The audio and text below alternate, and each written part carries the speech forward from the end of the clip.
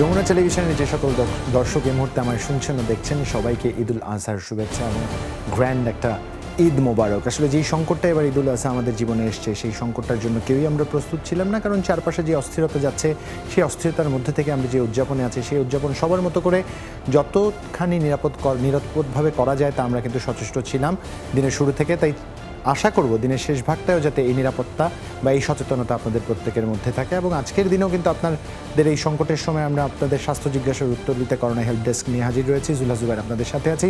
সরাসরি ফোন করতে পারেন আপনারা, কিংবা আমাদের লিখে জানাতে পারেন আপনাদের স্বাস্থ্য জিজ্ঞাসাগুলো, যার উত্তর দিতে একই ধারাবাহিকতায় আজও আমাদের সাথে আছেন অধ্যাপক ডাক্তার এস.এম. মোস্তফা জামান, যিনি মেডিসিন ও হৃদরোগ বিশেষজ্ঞ BSMMU। আমাদের সাথে আছেন ডাক্তার শারমিন আব্বাসী, সহযোগী অধ্যাপক প্রসূতি ও স্ত্রীরোগ, আনোয়ার খান মডার্ন মেডিকেল কলেজ ও হাসপাতাল। আমাদের সাথে সহসাই যুক্ত হবেন ডাক্তার আবু সাইদ শিমুল, যিনি শিশুরোগ বিশেষজ্ঞ, মুগদা মেডিকেল কলেজ ও হাসপাতাল। দর্শক, আপনারা নিশ্চয়ই অলরেডি স্ক্রিনে দেখছেন আমাদের সাথে একজন অতিথিও আছেন আজ, জাকিয়া সুলতানা কর্নিয়া, যিনি সঙ্গীত শিল্পী। সবাইকে আমি আমার পক্ষ থেকে ঈদ মোবারক জানাতে চাই। দর্শক, আপনারা যারা দেখছেন তাদের জন্য তো ঈদের শুভেচ্ছা রইল, তবে এই শুভেচ্ছার মধ্যেও কিছু বাস্তবতা আমাদের মনে রাখতে হবে, কারণ দেশে গত 24 ঘন্টায় 21 জনের মৃত্যুর খবর জানিয়েছে স্বাস্থ্য অধিদপ্তর। নতুন করে শনাক্ত হয়েছেন 2199 জন। দেশে করোনা শনাক্তের 147তম দিনে এসে মৃত্যুর সংখ্যা দাঁড়ালো 3132 জনে। নিয়মিত ব্রিফিংয়ে স্বাস্থ্য অধিদপ্তরের অতিরিক্ত মহাপরিচালক ডাক্তার নাসিমা সুলতানা জানান, 24 ঘন্টায় 8802 জনের নমুনা পরীক্ষা করা হয়েছে।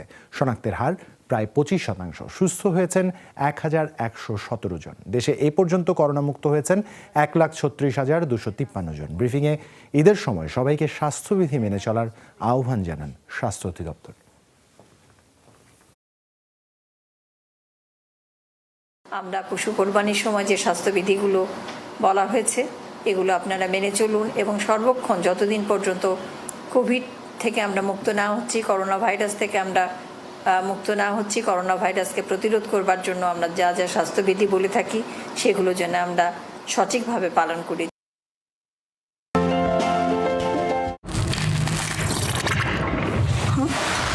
খিদে পেয়েছে? আপনার দরকার বেলামে ডাইজেস্টিভ। বেলামে যেখানে আছে ক্যালোরি, প্রোটিন, আয়রন আর ক্যালসিয়াম। নিন, খান, এরপর তো ডিনার। খিদে যখন যেখানে, সাথে থাক বেলামে। New Zealand dairy, excellence in quality. খিদে যখন যেখানে, সাথে থাক বেলামে। দর্শক, সংকটের এই সময়টায় প্রতিদিন কিন্তু আমরা ধারাবাহিকভাবে বলছি যে যেখানেই যাচ্ছেন নিয়মিত বিরতিতে জীবাণুনাশক কিংবা সাবান পানি দিয়ে হাত জীবাণুমুক্ত করে নেবেন। ঈদের সময় অনেকে খুব স্বাভাবিকভাবে, যেহেতু এটা আমাদের একটা চিরায়ত অভ্যাস, অনেকে কোলাকুলি করে ফেলছি, অনেকে কর্মরোধন করে ফেলছি বা হ্যান্ডশেক করে ফেলছি। এই সময় কিন্তু একটু সাবধানতা অবলম্বন করতে হবে। পকেটে চাইলেই একটা হ্যান্ড স্যানিটাইজার কিন্তু আমরা ক্যারি করতে পারি, যেটা দিয়ে চটজলদি আমাদের হাতটাকে আমরা জীবাণুমুক্ত করেও নিতে পারবো। একটু সরাসরি কর্নিয়ার কাছে যেতে চাই। কর্নিয়া, এর আগে যখনই দেখা হয়েছে, যে কোনো অনুষ্ঠানে কথা হয়েছে, সবসময় একটা জিজ্ঞাসা থাকতো যে কর্নিয়া কবে 1 থেকে 2 হচ্ছে। এইবার এমন একটা ঈদ কর্নিয়া উদযাপন করলো প্রথমবারের মতো, আর সিঙ্গেল থেকে ঈদটা উদযাপন করা গেল না। ঈদের আজকের প্রথম দিনটা কেমন গেছে? খুবই ভালো। সবচেয়ে ভালো যেটা লেগেছে, আমি কালকে ফর দ্য ফার্স্ট টাইম আমি হাটে গিয়েছি আমার জামাইয়ের সাথে।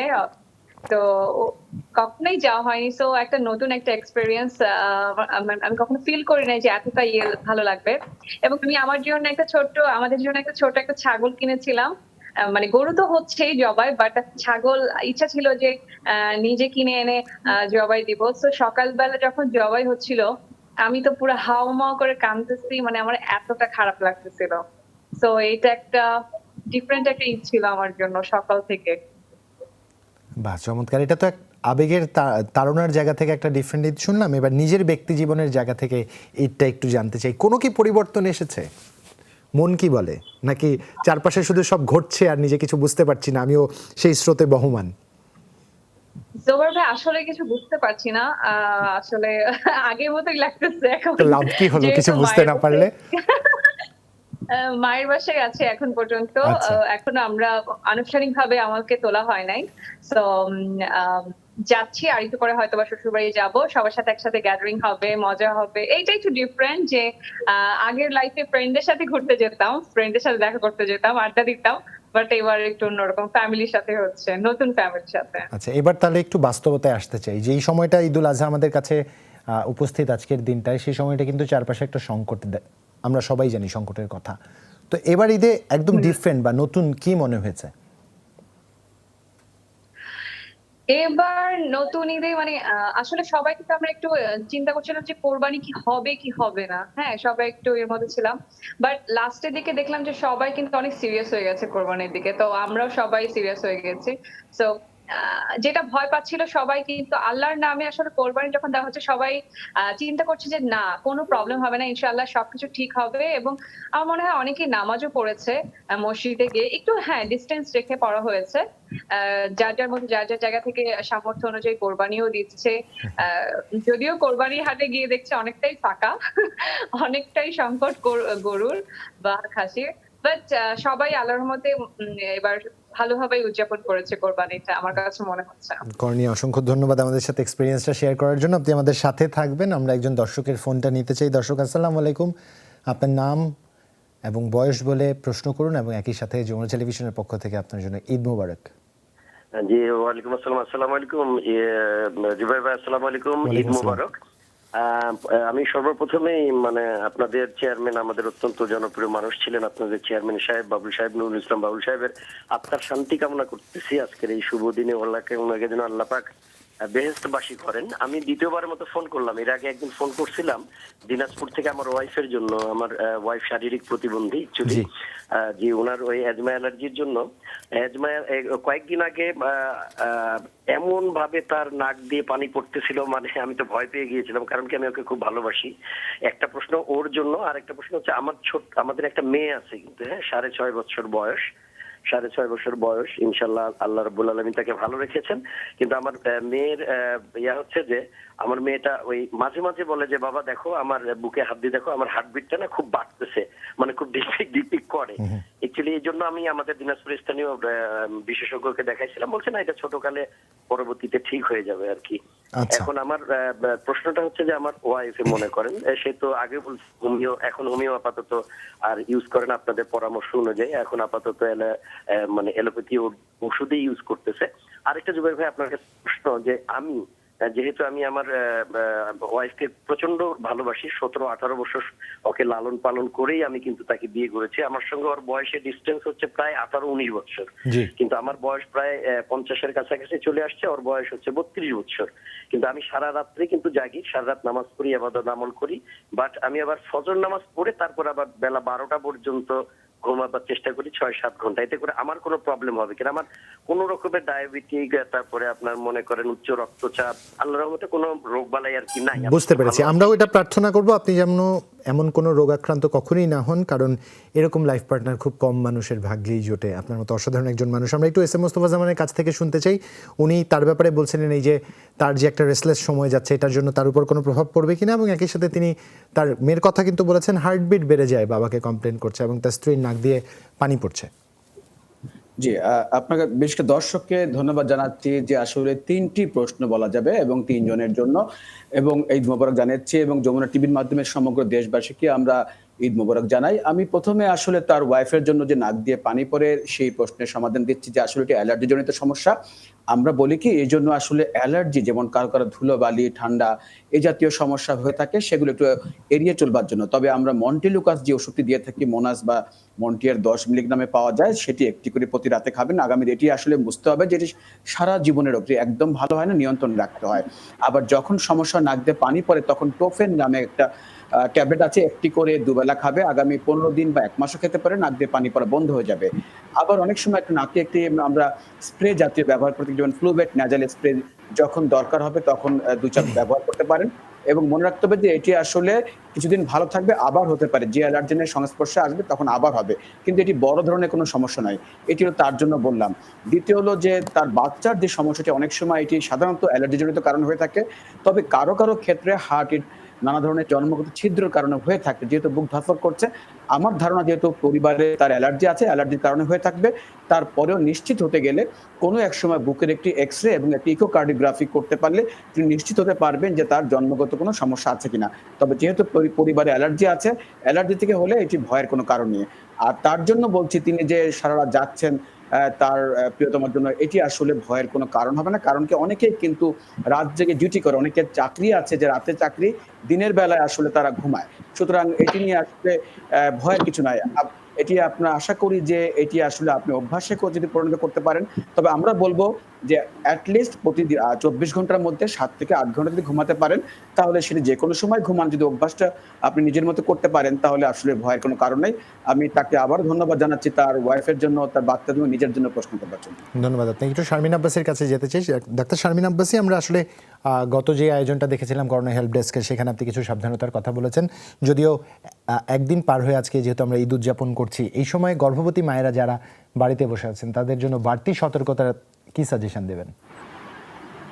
ধন্যবাদ জুবায়ের। আমি সবাইকে ঈদের শুভেচ্ছা জানাচ্ছি এবং আজকের এই আয়োজনটা আসলে আমাদের একটা ডেডিকেশনের বহিঃপ্রকাশ। ঈদ মানেই আমরা নাচা গানা, কৌতুক নাটক এগুলো দেখি, কিন্তু হেলথ শো একটা ঈদের দিনে প্রচার হচ্ছে, এটি আসলে যমুনা টেলিভিশনের একটা ডেডিকেশন। এবং আমরা যে ৩ জন চিকিৎসক এখানে আছি, আমাদের কিন্তু ফোন আজকে সকাল থেকে খোলা ছিল। আমরা যেমন এখন চিকিৎসার কথা বলছি, আমরা টেলিমেডিসিনের উপরে ছিলাম এবং আমাদের মধ্যে কেউ কেউ হসপিটাল রাউন্ডও দিয়েছি। তো এভাবেই আসলে আজকের ঈদের দিনটা চলছে এবং চলবে। তো আমাদের মেয়েদের কাছে আসলে কোরবানির ঈদ বলতে কিন্তু ঈদের আগের দিন থেকেই তাদের কাজকর্ম শুরু হয়ে যায়। ঈদের দিন তাদের অনেক ওয়ার্কলোড থাকে এবং আপনি জানেন যে কোরবানি ঈদে কিন্তু ৩ দিনই গরু কোরবানি হয়, যার ফলে ওদের কিন্তু পরপর ৩ দিন ওয়ার্কলোডটা থাকে। সকাল থেকে যে ফোনগুলো পেয়েছি সেগুলো যদি একটু বলি, অনেক বেশি অ্যালার্জির প্রবলেম হচ্ছে অনেকের গরুর মাংস খেয়ে, এরকম একটা ফোন পেয়েছি সকাল থেকে। ভারী কাজকর্ম করছিলেন, সেখান থেকে ওয়াটার ব্রেক হয়েছে প্রেগন্যান্সিতে, এরকম একটা ফোন পেয়েছি। ভারী কাজকর্ম করেছেন, এখান থেকে ব্লিডিং শুরু হয়েছে আর্লি প্রেগন্যান্সিতে, সেরকমও ফোন পেয়েছি। এবং খাওয়ার পরে ফুড পয়জনিং, বমি এবং লুজ মোশন, এই ফোনগুলো পেয়েছি। তাহলে যেহেতু সিনারিওটা বলে ফেললাম, তার মানে আগামীকাল থেকে যারা খাবার খাবেন তাদের এই জিনিসগুলো একটু খেয়াল করতে হবে। প্রথম কথা যে কারো অ্যালার্জি না থাকলেও প্রেগন্যান্সিতে তার হঠাৎ অ্যালার্জি হতে পারে, তাই গরুর মাংস বা অ্যালার্জি জাতীয় যে খাবারগুলো আছে সেটি এই সময় খাওয়ার সময় সবাইকে একটু সাবধান হতে হবে। এবং আর্লি প্রেগন্যান্সিতে যারা আছেন এবং লেটার প্রেগন্যান্সিতে অর্থাৎ ৩০ সপ্তাহ পার হয়ে গেছে যাদের, তারা দয়া করে আর ভারী কাজ করবেন না, কারণ আমরা সকাল থেকে যে ফোনগুলো পাচ্ছি কিন্তু এই রিলেটেড ফোনগুলো পাচ্ছি। অনেকেরই ব্লিডিং শুরু হয়েছে, সেখানে আমাদেরকে ট্রিটমেন্ট দিতে হচ্ছে। আরেকটি সেটি হচ্ছে যে এখন কিন্তু ঈদের সময় সবাই প্রচুর কাজকর্ম করে অনেকক্ষণ দাঁড়ায় থাকেন। তো দাঁড়িয়ে থাকলেও যেটি হচ্ছে যে এক ধরনের কিন্তু স্ট্রেস পড়ছে লোয়ার অ্যাবডোমেনে, এবং আপনি জানেন যে প্রচন্ড গরম এখন, যার ফলে সবার বাসায় যে এসি আছে তা না, অনেকে পানি কম খাচ্ছেন, সেখান থেকে কিন্তু ইউরিনের বার্নিং শুরু হয়ে গেছে, এমনও ফোন সকাল থেকে পেয়েছি। অর্থাৎ তাই সেই জায়গাটা থেকেও খাওয়া দাওয়া পরিণত করতে হবে, কনস্টিপেশন প্রিভেন্ট করতে হবে, একটু ঠান্ডা জায়গায় থাকতে হবে এবং ইউরিন ইনফেকশন যেন না হয় সেজন্য প্রচুর লিকুইড এবং পানি জাতীয় এবং লেবু জাতীয় যে খাবারগুলো আছে সেগুলো ভালো করে খেতে হবে। যার ফলে এই নিয়ম কানুনগুলো মানলেই কিন্তু আমাদের মারা ভালো থাকবে। কিন্তু মাদের একটি আশ্বস্তের জায়গা হচ্ছে যে কোনো সমস্যার জন্য বাংলাদেশের প্রসূতি এবং স্ত্রীরোগ বিশেষজ্ঞ যারা আছেন, যারা টেলিমেডিসিন সেবাটা দেন, তাদের ফোন নাম্বার খোলা আছে, অতএব ওনারা চাইলেই ফোন করতে পারবেন। আর দ্বিতীয় একটি সুখবর হচ্ছে সব মেডিকেল কলেজ হাসপাতাল এবং বড় বড় হাসপাতালগুলোর ইমার্জেন্সি এবং গাইনি ওপিডি কিন্তু খোলা আছে এই সময়। অর্থাৎ কারো যদি কোনো সিমটম হয় বা উনি রাত বিরাত হোক দিনের বেলা হোক মনে করেন যে ওনার একটু সেবা নিতে হবে হাসপাতালে যেয়ে, তাহলে কিন্তু হাসপাতালগুলো ওপেন আছে। আর কয়েকটা মেসেজ আমি পেলাম সকাল থেকে যাদের কোভিড টেস্ট পজিটিভ এসেছে, অর্থাৎ সংক্রমণ কমে গেছে কি আসলে চিন্তা করার কোনো উপায় নেই। 3টা প্রেগন্যান্সি টেস্টের আজকে সকালে রিপোর্ট পেলাম, তাদের কোভিড পজিটিভ। অনেকেই বাসায় চিকিৎসা নিচ্ছেন, 2-1 জনের শ্বাসকষ্ট শুরু হয়ে গেছে। তো আমি বলবো যে প্রেগন্যান্সি কিন্তু ইটসেলফ একটা ঝুঁকিপূর্ণ। এখানে আসলে কেউ যদি কোভিড পজিটিভ হয়, আমরা সাধারণত ঘরে থাকাটা খুব একটা অ্যাপ্রিসিয়েট করি না। এই ধরনের রোগীগুলোর আসলে যেহেতু হাসপাতালে জেনারেল বেডগুলো এখন খালি আছে, ওনারা যদি একটু হাসপাতালে চলে আসেন তাহলে কিন্তু আমাদের দেখভাল করাটা সহজ হয়। কারণ যখন হঠাৎ করে একটা মায়ের শ্বাসকষ্ট শুরু হবে, সেখান থেকে কিন্তু মারও কষ্ট, বাচ্চারও শ্বাসকষ্ট, অর্থাৎ দুটো জায়গা ম্যানেজ করা কিন্তু তখন খুব কঠিন। তাই আমার অনুরোধ থাকবে যে কোভিড পজিটিভ প্রেগন্যান্সিতে যদি কোনো মা ডায়াবেটিসের রোগী থাকেন, হাইপারথাইরয়েডের রোগী থাকেন অথবা অ্যাজমার রোগী থাকেন, তাহলে উনি দেরি না করে আগেই ভর্তি হয়ে যাওয়াটা ভালো। তাতে করে কিন্তু আমাদের ফলো আপ করাটা সহজ হবে এবং উনিও অনেকটা আশ্বস্ত থাকবেন। ধন্যবাদ আপনাকে ডাক্তার শারমিন আব্বাসী। একজন দর্শক আমাদের ফোন দিয়েছেন। দর্শক, আসসালামু আলাইকুম। আপনি আপনার নাম এবং বয়স বলে প্রশ্ন করবেন এবং একই সাথে ঈদ মোবারক। জি, আমি আতিক বলছি। আমার বাচ্চার বয়স 2.5 বছর। জি। ওর ঠান্ডা লাগছে, কিন্তু নাক দিয়ে মাঝে মধ্যে একটু পানি পড়ে, তারপর আর পানি পড়ে না। ঘন সামান্য একটু পানি পড়লে তারপর বন্ধ হয়ে যায় পানি পড়া। আর নাকের মধ্যে শব্দ হয়, গড় গড় শব্দ করে সারাদিন। নাকের মধ্যে শব্দ করছে, তাই তো? হ্যাঁ, নাকের মধ্যে আর শব্দ কোনো করছে। সমস্যা? তবে আমি না, আর কোনো সমস্যা নেই। তবে আমি ওই নর্সল ড্রপ দিয়েছিলাম ফার্মেসি থেকে পরামর্শে, কিন্তু দিলে আর তেমন কোনো উপকার দেখি না ওটা দিয়ে। বুঝতে পেরেছি। ডাক্তার আবু সাইদ শিমুল, আপনি শুনছিলেন, তিনি তার সংকটের কথা, সমস্যার কথা বলছিলেন। আপনার কাছ থেকে উত্তরটা নেবার চেষ্টা করবো এবং একই সাথে আপনাকে ঈদ মোবারক জানাতে চাইছি। এটাও জানতে চাইছি এই যে আমাদের যে একটা জার্নি হলো, বা এই যে আজকে ঈদের দিনে আমরা স্বাস্থ্য সেবাটা মানুষের বাসা অবধি পৌঁছে দিতে চাচ্ছি, এই বিষয়ে যদি আপনার কোনো অ্যাড করবার থাকে। আচ্ছা, প্রথমে তাহলে এই প্রসঙ্গে বলি, এরপরে আমি দর্শকদের প্রশ্নের উত্তর দেবো। সেটা হচ্ছে সবাইকে ঈদ মোবারক। আসলে এটা যমুনা টিভির জন্য আমি বলবো একটা অনন্য উদ্যোগ, এবং তারা এই সাহসটা পেয়েছে কিন্তু মানুষের ভালোবাসার কারণে, এবং মানুষের প্রয়োজনের সময় পাশে থেকেছে বলেই মানুষ এই ভালোবাসাটা দিয়েছে। এবং আমরা কতটুকু তাদেরকে আসলে সাহায্য করতে পেরেছি বলে জানি না, তবে তাদের ভালোবাসায় আমরা আপ্লুত, এটা বলতে পারি, তাদের প্রতি কৃতজ্ঞ। কারণ প্রয়োজনের মুহূর্তে তাদেরকে যে আমরা সামান্যতম যদি সাহায্য করতে পারি, সেটাই হচ্ছে আমাদের সার্থকতা। আসলে এই ঈদের সময়ে বাচ্চাদের কি সতর্কতা নেওয়া দরকার এই সম্পর্কে কয়েকটা কথা বলতে চাই। আমরা তো প্রতিদিন জানি যে মাস্ক পরতে হবে, বারবার হাত ধুতে হবে, সোশ্যাল ডিস্টেন্সিং মেনটেন করতে, সেটা তো জানি। কিন্তু এই সময় কিছু নিয়ম মানতে হবে। সেটা হচ্ছে ঈদের দিনে অনেকে হয়তো বাইরে যাবেন, বাচ্চাকে নিয়ে হয়তো বাইরে যেতে পারেন, কিংবা কেউ বাসায় বেড়াতে আসতে পারে। তখন অনেকে আদরের আতিশয্য বা স্নেহের বশত আপনার বাচ্চাকে কোলে নিতে চাইবে। এটা কিন্তু আসলে একদমই করা যাবে না। আপনাকে উনি মন খারাপ না করে মতো যতটুকু সম্ভব সেটা করবেন। বাচ্চাকে একদমই বাইরে নিয়ে যাবেন না অন্য কারো বাসায় বেড়াতে। যদি আপনার একদমই যেতে হয়, যে কোনো দেখা যাচ্ছে মাকে বা শাশুড়িকে দেখতে যেতে হচ্ছে, বয়োজ্যেষ্ঠ কাউকে, সেখানে বাচ্চাকে অবশ্যই আপনি নিয়ে যাবেন। আমরা বারবারই বলে থাকি, কোনো হাসপাতালে এবং ক্লিনিকে, এটা শুধু করোনার সময় না, সবসময়, বিদেশে কিন্তু এটা খুব মেনটেন করা হয়, কখনো কোনো শিশুদের কিন্তু অ্যালাউ করা হয় না। এই জিনিসটা একটু মেনটেন করবেন। আর খেয়াল রাখবেন যে এই সময় কিন্তু আমরা সবাই ব্যস্ত থাকছি বিভিন্ন কাজে, তখন বাচ্চারা দেখে যে পানি ধরে ফেলছে বারবার। এখন যদি কেউ গ্রামের বাড়িতে যান, পুকুরের কাছে চলে যাচ্ছে বন্যার সময়, আবার দেখা যাচ্ছে বাথরুমে গিয়ে বারবার এই সুযোগে কিন্তু তারা পানি ধরছে, তাতে কিন্তু ঠান্ডা লেগে যেতে পারে। আবার খেয়াল রাখবেন যে এই সময় দাঁত ছুঁড়ে এগুলি কিন্তু বাইরে থাকে, বা আপনি হেক্সিচল বাইরে থাকে, যে হ্যান্ড স্যানিটাইজার বাইরে থাকে, আপনি কোনো শ্যাম্পু, কোনো একটা লোশন, যা কিছু, এগুলি কিন্তু ছোট বাচ্চারা মুখে দিয়ে ফেলে। কোনো স্টাডিতে দেখা গিয়েছে যখন মা বাবা ঘরে থাকে, তখন কিন্তু হাউস হোল্ড পয়জনিং গুলো এবং দুর্ঘটনাগুলো বেশি হয়। এই সময় কিন্তু এটা একটু খেয়াল রাখবেন। আরেকটা কথা এখানে বলতে চাই, যে আমরা বলছি যে আল্লাহর নামে কোরবানি দিচ্ছি বা অনেক কিছুই বলছি, কিন্তু খুব ছোট শিশু যে গরুর মাংস খেতে অভ্যস্ত নয়, তাকে এই সময় আল্লাহর নাম করে একটা গরুর মাংস খাইয়ে দিলাম, যে তবরুক অনেকে বলে থাকে, বা সনাতন ধর্মের প্রসাদ বলে থাকে, সেটা কিন্তু আসলে করা যাবে না। যে শিশু গরুর মাংস খেতে অভ্যস্ত নয়, তাকে এই সময় কিন্তু গরুর মাংস একটু শখ করে আপনার যদি মনে হয়, সেই দিকে কিন্তু আমাদের একটু সচেষ্ট থাকতে হবে। এই কয়েকটা জিনিস আসলে একটু মেনটেন করলে চলবে। আরেকটা প্রশ্ন আমি শুনছিলাম, যেটা করেছিল 6.5 বছরের একটা বাচ্চা, তার হার্টবিট বেশি।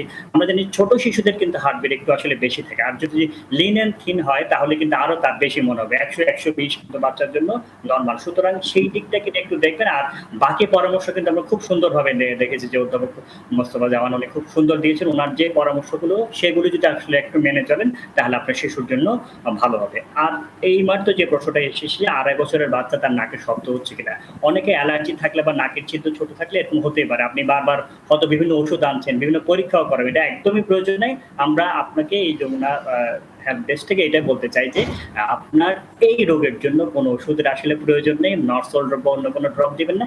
যদি দেখা যায় যে বারবার সর্দি লেগে যাচ্ছে, তাহলে এই বয়সে আমরা বলছি ফেক্সো, সেই সিরাপটা আধা চামচ করে 2 বার দিবেন। যদি তার অনেক দিনের এই সমস্যা থাকে, তাহলে টোফেন জাতীয় সিরাপ, সেটা 1 চামচ করে রাতে 3-4 মাস দিবেন। আবার প্রতিদিন আমরা বলছি অ্যালার্জি জাতীয় খাবার, ধুলাবালি এসব থেকে দূরে রাখবে, তাহলে দেখবেন যে আপনার বাচ্চা সুস্থ থাকবে। ধন্যবাদ আপনাকে আবু সাইদ শিমুল কর্নিয়া। আপনি অনেকগুলো সাজেশন শুনছিলেন, এগুলো হয়তো আগামীতে আপনার খুব প্রয়োজন দিবে, কিংবা এখন বর্তমানেও প্রয়োজন হতে পারে। যদি কোনো জিজ্ঞাসা থাকে করতে পারেন ডাক্তারদের কাছে, একই সাথে যদি দর্শকদের জন্য কোনো মেসেজ থাকে দিতে পারেন।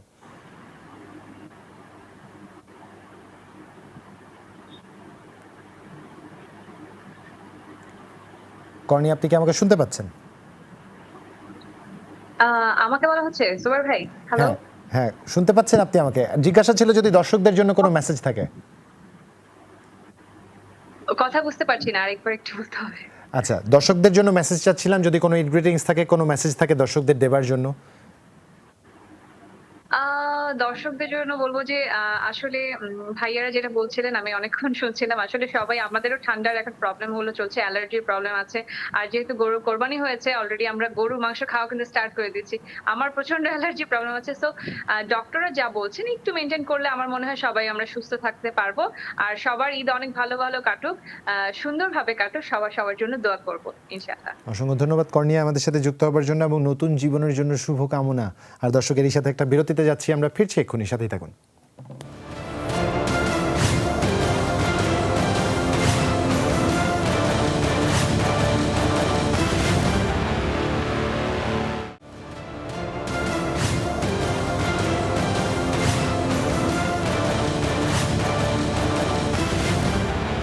স্বাগত আরও একবার, আপনারা করোনা হেল্প ডেস্ক দেখছেন। জুলহা জুবাইর আপনাদের সাথে আছে এবং আমাদের পক্ষ থেকে আরও একবার আপনাদের সবার জন্য ঈদ মোবারক। এস এম মোস্তফাজ্জামান, একটু আপনার কাছে চলে যেতে চাই। একজন আমাদের প্রশ্ন করেছেন ফরিদুল ইসলাম সিলেট থেকে, যার বয়স 55 বছর। তিনি একজন হৃদরোগী এবং ডায়াবেটিসে আছে, তার শরীরের ওজনও বেশি, ইনসুলিন ব্যবহার করছেন হৃদরোগের জন্য।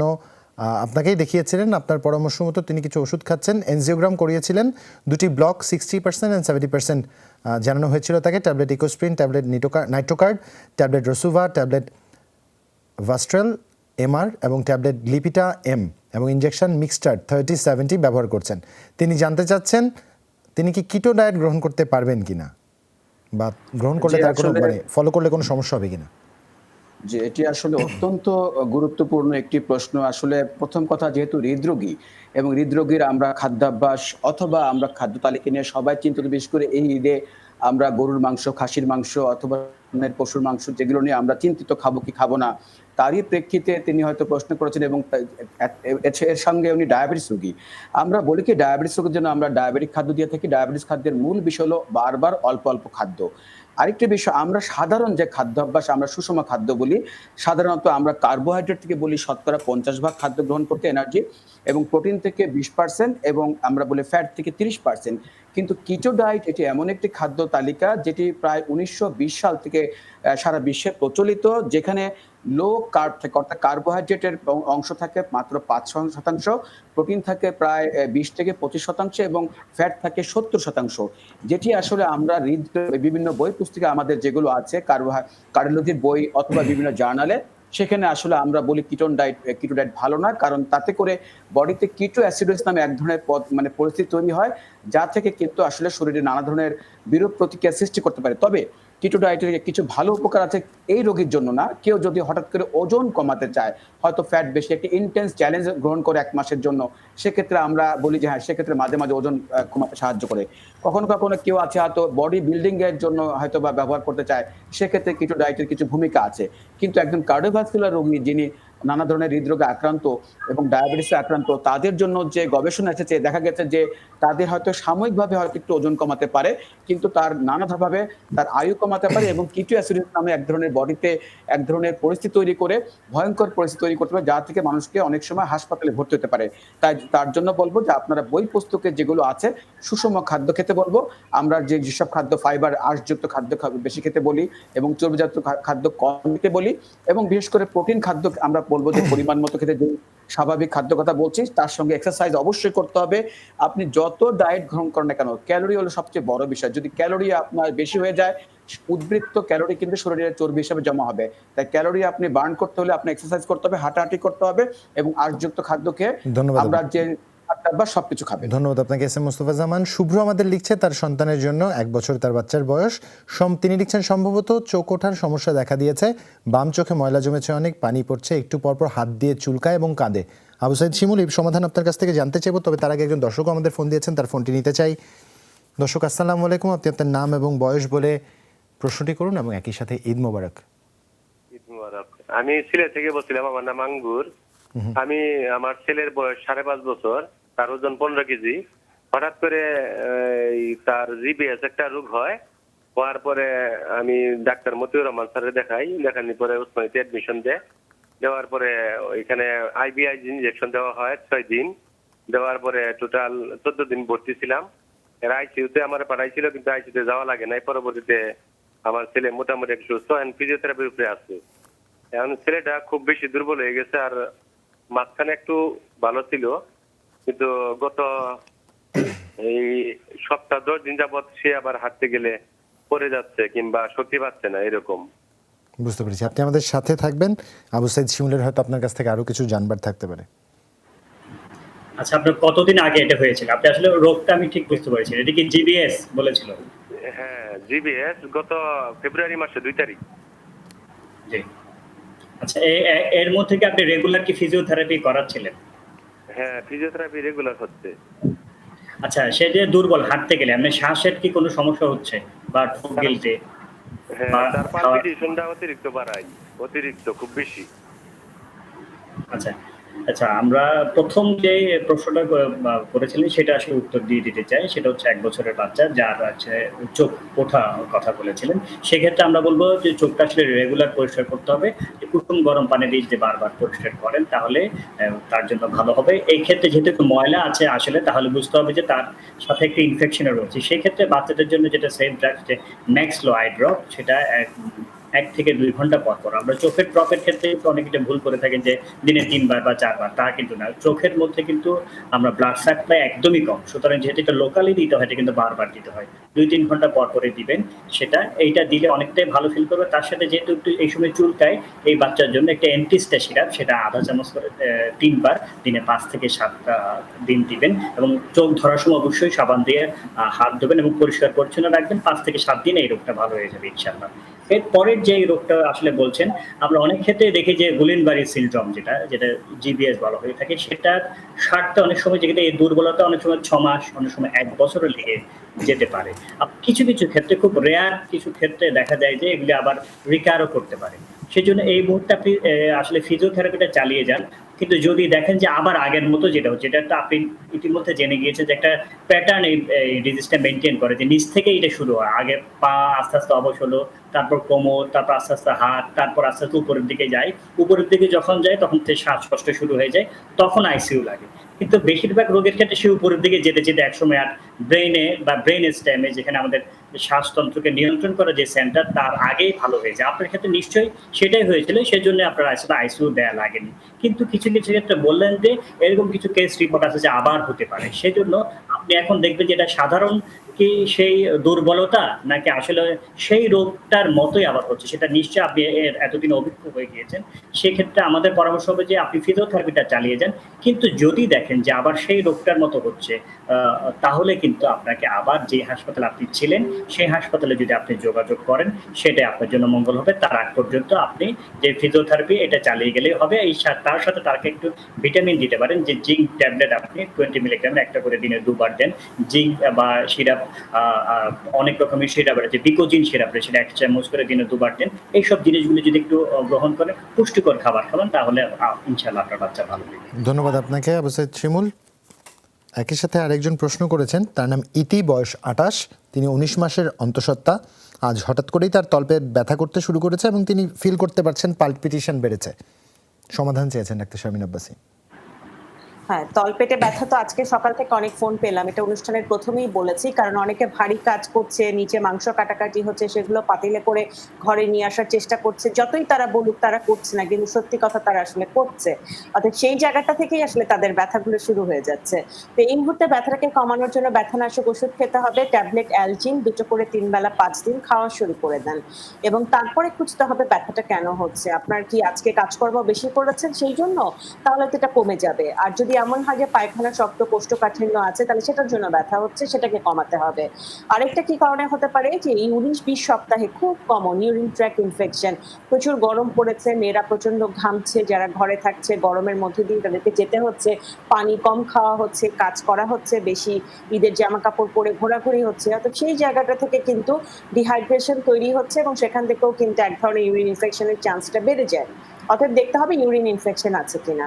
আমি বলি যে অ্যালজিন খেলে যদি সাবসাইড হয়ে যায় তাহলে কিছুর দরকার নেই। যদি অ্যালজিন খাওয়ার পরও দেখা যায় ব্যথাটা থেকে গেল, তাহলে ইউরিন রুটিন অ্যান্ড কালচার করবে, এবং একটা লোয়ার অ্যাবডোমেন আল্ট্রাসাউন্ড করিয়ে আমাদের করোনা হেল্প ডেস্কে জানালে আমরা বলবো পরবর্তীতে কি করতে হবে। তবে আজকে তার কাজ হচ্ছে এক্সট্রিম রেস্ট করা, কালকেও সে রেস্ট করবে, কাজ একেবারেই করবে না, বেডের মধ্যেই সে থেকে হাইয়েস্ট রেস্টটুকু করার চেষ্টা করবে। ধন্যবাদ আপনাকে ডাক্তার শারমিন আব্বাসী। একজন দর্শক আছেন, ফোনটি নিতে চাই। দর্শক, ঈদ মোবারক, আসসালামু আলাইকুম। আপনি আপনার নাম এবং বয়স বলে প্রশ্ন করুন। হ্যালো, জি। হ্যাঁ, আমার মেয়ের 17 বছর। জি। আর হয়েছে যে ওর 100-র কাছাকাছি ওজন, কিন্তু ওর মেন্স হয়েছে 2-3 মাস পর পর হয়, আবার হইলে পরে ও 15-20 দিন বা 25 দিনও হয়। এটা কি একদম প্রথম থেকে এরকম ছিল? না, প্রথম থেকে ছিল না, কিন্তু এই যে এখন কয়েক বছর ধরে আর কি এরকম হয়। ডাক্তার দেখাইছিলাম, কিন্তু এখন এই সমস্যার কারণে যাওয়া হয় না। আচ্ছা, ওর পিরিয়ড শুরু হয়েছিল কোন বয়স থেকে? ও ক্লাস 5 থেকে, তখন 13 বছর থেকে আর কি। বুঝতে পেরেছি, ধন্যবাদ। ডাক্তার শারমিন আব্বাসী, আপনার যদি আর কিছু জানবার থাকে। না, আমি বুঝে গিয়েছি। আমরা এই প্রশ্নটির উত্তর নিব, তবে তার আগে একটা বিরতি থেকে আমরা ফিরে আসতে চাই। দর্শক, ছোট একটা বিরতি নিচে ফিরছি, এক্ষুনি সাথেই থাকুন।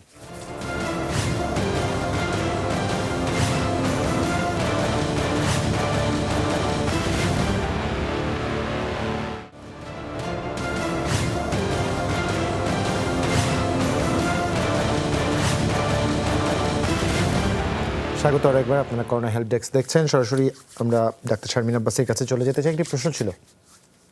হ্যাঁ, যেটি বলেছিলেন একজন মা তার সন্তানের জন্য 17 বছর বয়সের একটা মেয়ে, যে প্রশ্নটি আসলে তার মা করেছেন, প্রশ্নের মধ্যেই আসলে উত্তর রয়ে গেছে কেন ওর মাসিক ইরেগুলার হচ্ছে। আপনারা দেখেছেন যে উনি বলেছে 17 বছরের একটা মেয়ে এবং তার ওজন 100 কেজি। এটি আসলে টোটালি আমাদের কাছে একটি আনএক্সপেক্টেড বিষয়। কিন্তু সবচেয়ে দুঃখের বিষয় হচ্ছে যে যখন কোনো মেয়ের বা যখন যে কারোরই আসলে ওজন বাড়া শুরু করে, তখন হুড় করে কেন জানি ওজন বেড়ে যায়। ওজনটাকে আসলে রক্ষা করা যায় না, কারণ মানুষ তো আসলে জীবনের একটা জীবন আচরণ বা নিয়মের মধ্যে থাকে, এবং সেই নিয়ম থেকে যখন ওজনটা বাড়ে তখন হঠাৎ করে ওজন কমানোটা খুব কঠিন। তো তার কারণটা আসলে এখানে খুব পরিষ্কার আমাদের জন্য, কারণ তার ইরেগুলার মাসিকের কারণটাই হচ্ছে তার ওভারওয়েট বা ওবেসিটি। এখন তাকে ওজন কমাতে হবে এবং খুঁজতে হবে যে তার আসলে ওভারওয়েটটা কেন। ওভার ইটিং এর জন্য, যে আমার মেয়েটা খুব বেশি খাচ্ছে, খাওয়া দাওয়ার মধ্যে কোনো নিয়ম কানুন নেই, ডিসিপ্লিন নেই, এই জন্য কি ওর ওজনটা বেশি? তাহলে সেটা কমানোর জন্য আমাকে ব্যবস্থা করতে হবে, অথবা খুঁজতে হবে কোনো আমাদের শারীরিক কোনো সমস্যা আছে কিনা, যেটি আমরা বারবার করোনা হেলথ ডেস্কে বলি যে থাইরয়েড হরমোনে খুব বড় একটা সমস্যা আমরা অনেক ইয়াং মেয়েদের মধ্যে এখন পাই। হাইপোথাইরয়েডিজমে সে ভুগছে কিনা, তার এর মধ্যে 100 কেজি ওজন, হঠাৎ করে ডায়াবেটিসটা হয়ে গেল কিনা ইয়াং এজে, এই দুটো জায়গা কিন্তু আমাদেরকে খুঁজে নিতে হবে। এবং প্রোল্যাকটিন একটা হরমোন, যেটা যদি ইরেগুলারিটি হয় তাদেরও কিন্তু মাসিকটা ইরেগুলার হয়। তাহলে 3টি পরীক্ষা উনি একটু করে আমাদেরকে জানাবেন। একটি হচ্ছে সেরাম টিএসএইচ লেভেল, সেরাম প্রোল্যাকটিন লেভেল, এবং যেটি উনি করবেন একটি তলপেটের আলট্রাসোনোগ্রাফি। আমি মনে করি হোল অ্যাবডোমেন আলট্রাসাউন্ড করলেই ভালো, কারণ এদের অনেকের দেখা যায় ফ্যাটি লিভার আমরা পাই, অর্থাৎ সেই জায়গাতেও সমস্যা আছে। এখন এই যে সন্তানটা, তার কিন্তু সবচেয়ে বড় চিকিৎসা হচ্ছে তাকে মানসিক জোর দিয়ে তাকে মানসিকভাবে স্ট্রং করে তোলা। ওকে যতদিন আমরা মানসিক বা মনের দিক থেকে স্ট্রং না করতে পারবো, এবং এই কাজটি কিন্তু পরিবারের সবাই তাকে সাহায্য করতে হবে তার ওজন কমানোর জন্য। এমন একটা ফুড লেভেল নিয়ে আসতে হবে যেটি পরিবারের সবাই কষ্ট করে খাবে। আপনি যদি মনে করেন যে ওকে সবজি খাইয়ে ওর ওজনটা কমাতে চান আপনারা, তাহলে সেই দিন আপনাদের ফুড মেনুতে পরিবারের সবাই আপনারা সবজি খাবেন। ওর পাশে যদি কেউ চিকেন খায় বা ডিম খায়, ওকে যদি শুধু সবজি দেন ও কিন্তু পারবে না। এই জন্য আমি অনুরোধ করবো একজন ডায়েটিশিয়ানের কাছে যেতে হবে, যে ওর জন্য একটি পূর্ণাঙ্গ ডায়েট নেবেন, এবং আপনারা ওকে সাহায্য করার চেষ্টা করবেন, মনের দিক থেকে স্ট্রং রাখার চেষ্টা করবেন। খাবার পরিবর্তন যেমন একদিকে হবে, ঠিক তেমনি ভাবে তার যেটি হবে রেগুলার এক্সারসাইজ এবং অ্যাক্টিভিটি বাড়বে। এবং আমি একটু অনুরোধ করবো ডক্টর শিমুলকে, যদি উনি ওনার পক্ষ থেকে আর কিছু এখানে একটু যুক্ত করতে চান। ধন্যবাদ ডাক্তার শারমিন আব্বাসী। আবু সাইদ শিমুলের কাছ থেকে আমরা সমাধানটা নিব, তবে একজন দর্শক আছেন আমাদের সাথে। দর্শকের প্রশ্নটি আমরা শুনতে চাই। দর্শক, আসসালামু আলাইকুম, আপনি আপনার নাম এবং বয়স বলে প্রশ্ন করুন, একই সাথে ঈদ মোবারক। ওয়ালাইকুম সালাম। আমি নাটোর থেকে বলছি, সাদিয়া। আমার মেয়ের বয়স 2 বছর, ওজন 10 কেজি। তো আমার মেয়ের অনেকদিন আগে পেশাবে ইনফেকশন ছিল, তো ইনফেকশন ওষুধ খায়, সিপ্রোসিন দিয়েছিল ডাক্তার, ওই ওষুধ খায় তারপরে কম ছিল।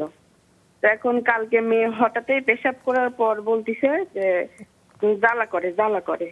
এরপরে পেশাবের ধারটা দেখলাম যে ছোট সাদার মতো, মানে কিরমির মতো চিকন, গুঁড়ো কিরমির মতো একটা জিনিস লাগে আছে। সেটা কোন কারণে লেগে আছে, না কোনো সমস্যার জন্য, নাকি আবার পেশাব করলে বলতিছে মেয়ে যে জ্বালা করে।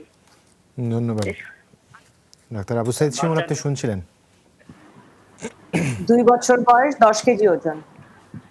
2 বছর আসলে যদি পূর্ণ হয়ে যায়, এর মধ্যে কিন্তু একটু আসলে দেখতে হবে যে 2 বছর পূর্ণ হয়েছে কিনা, কারণ কৃমির ওষুধের ক্ষেত্রে কিন্তু ভিন্নতা হয়ে আছে। যদি 2 বছর পূর্ণ হয়ে থাকে তাহলে খুব সহজে আসলে সমস্যার সমাধান দিতে পারবো।